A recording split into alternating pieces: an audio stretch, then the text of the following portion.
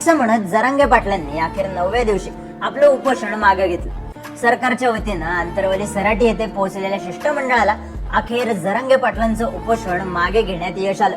पण जरांगे पाटलांनी कोणत्या मागण्यांवर आपलं उपोषण मागे घेतलं, शिष्टमंडळासोबत नेमकी कोणती चर्चा झाली आणि यावेळी नेमकं काय काय घडलं पाहूयात या व्हिडिओतून। सुरुवात करूया सरकारमार्फत जरांगे पाटलांसोबत चर्चा करण्यासाठी कोण आलं होतं। मंत्री अतुल सावे, मंत्री धनंजय मुंडे, मंत्री संदीपान भुमरे आणि मंत्री उदय सामंत या 4 मंत्र्यांचा सरकारमार्फत पाठवण्यात आलेल्या शिष्टमंडळात समावेश होता।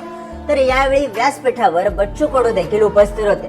मात्र सरकारमार्फत पाठवण्यात आलेल्या शिष्टमंडळात त्यांचा समावेश नव्हता। भाजपकडून अतुल सावे तर शिंदेकडून भुमरे आणि उदय सामंत असे मंत्री होते।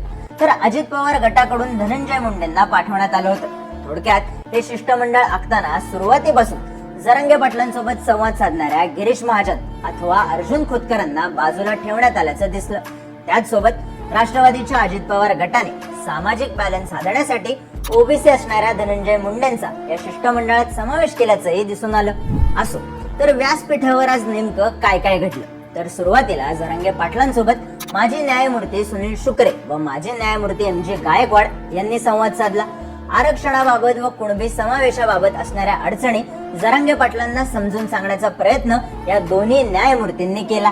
1-2 दिवसात आरक्षण मिळत नसतं, असं आरक्षण मिळालं तरी ते कोर्टात टिकत नसतं असं निवृत्त न्यायाधीशांनी सांगितल्यानंतर मराठ्यांना सरसकट मागास असल्याचं प्रमाणपत्र का देऊ शकत नाही, असा सवाल जरांगे पाटलांनी केला।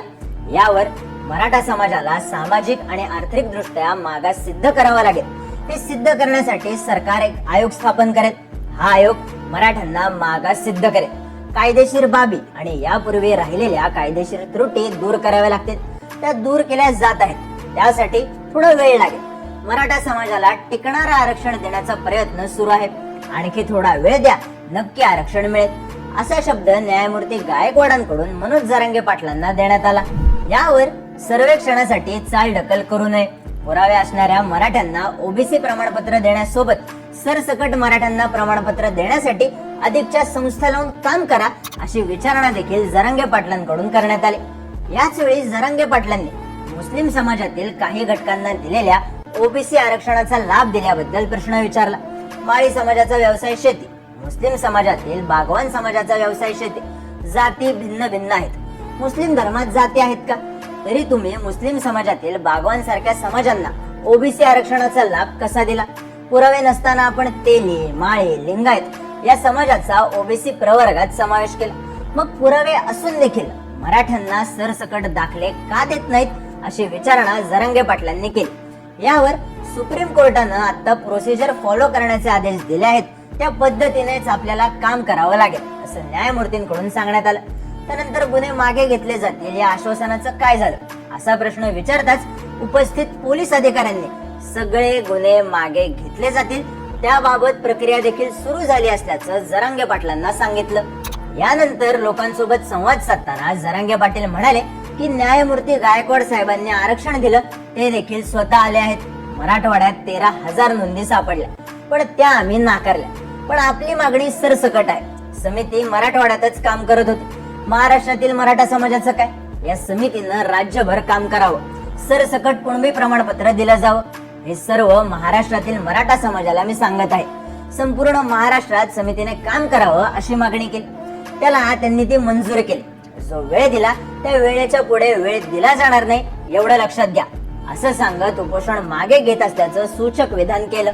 यानंतर सरकारला निर्णय घेण्यासाठी किती वेळ द्यायचा याबाबत चर्चा झाली। सोबतच पुढची दिशा काय असणार याबाबत देखील जरांगे पाटलांनी व्यासपीठावरून सांगितलं। सुरुवातीला जरांगे पाटील 24 डिसेंबर या तारखेवर अडून होते, मात्र सरकारकडून 2 जानेवारी पर्यंतची वेळ मागून घेण्यात आली। उपोषण कुठे करायचं, कुठे थांबायचं हा पॉइंट कळला पाहिजे, असं विधान करून जरांगे पाटील 2 जानेवारी या तारखेवर समाधानी झाले। मात्र याच वेळी जालना जिल्ह्यातील गुन्हे 15 दिवसात मागे घेणार आणि राज्यातील सर्व आंदोलकांवरील गुन्हे 1 महिन्यात मागे घेणार, असा शब्द जरांगे पाटलांनी घेतला। मात्र याच वेळी उपोषण मागे घेतोय, पण जोपर्यंत मराठा समाजाला आरक्षण मिळणार नाही तोपर्यंत घराचा उंबरा चढणार नाही, असंही विधान जरांगे पाटलांनी केलं। त्याचसोबत राज्यभर जी साखळी उपोषणं चालू आहेत ती तशीच चालू राहतील। ही वेळ अंतिम आहे, यानंतर कुठलाही वाढीव कालावधी सरकारला मिळणार नाही, असे वक्तव्य जरांगे पाटलांनी केलं। आरक्षण न दिल्यास मुंबईत धडकणार, 2 जानेवारी पर्यंत अंतिम निर्णय सरकारला घ्यावा लागणार आणि गुन्हे मागे घेतले जाणार, या आश्वासनांवर उपस्थित शिष्टमंडळातल्या नेत्यांच्या हस्ते ज्यूस पिऊन जरांगे पाटलांनी आपलं उपोषण मागे घेतलं। अर्थात उपोषण मागे घेतल्यानंतर जरांगे पाटलांच्या मागण्या मान्य झाल्या असं म्हणता येत नाही, फक्त सरकारने अजून 2 महिन्यांची वेळ घेतली इतकंच काय। सोबत 8 डिसेंबरला मराठा आरक्षणासंबंधित विशेष अधिवेशन घेऊ असं सांगण्यात आलं असलं तरी याच कालावधीत हिवाळी अधिवेशन असणार आहे, म्हणजेच सरकार मराठा आरक्षणाच्या प्रश्नासाठी स्वतंत्रपणे विशेष अधिवेशन न बोलवता हिवाळी अधिवेशनात राखीव वेळ ठेवून मराठा आरक्षणासंदर्भात चर्चा करू शकतं। इकडे 2 महिन्यांच्या कालावधीत साखळी उपोषण कायम ठेवलं जाईल असं सांगून आंदोलनाची धग कायम राहावी याची काळजी जरांगे पाटलांनी घेतली। सोबतच मराठवाड्यातील मराठ्यांना ओबीसी प्रमाणपत्र हा विषय जरांगे पाटलांनी खुबीनं महाराष्ट्रातील इतर मराठ्यांना ओबीसी प्रमाणपत्र इकडे नेऊन आंदोलनाची व्यापकता वाढवण्याचे देखील प्रयत्न केलेत। पण तुम्हाला काय वाटतं, उपोषण मागे घेऊन जरांगे पाटलांनी योग्य खेळी खेळलीये का, की जरांगे पाटलांचं उपोषण मिटवण्यात सरकार यशस्वी ठरलंय? तुमचं मत कमेंट करून सांगा आणि अशाच माहितीपूर्ण व्हिडिओ एक मराठा लाख मराठा या यूट्यूब चॅनलला सबस्क्राईबर करा व मनोज जरांगे पाटील ह्या बी यूट्यूब चॅनलला सबस्क्राईबर नक्की करा। जय शिवराय मित्रांनो।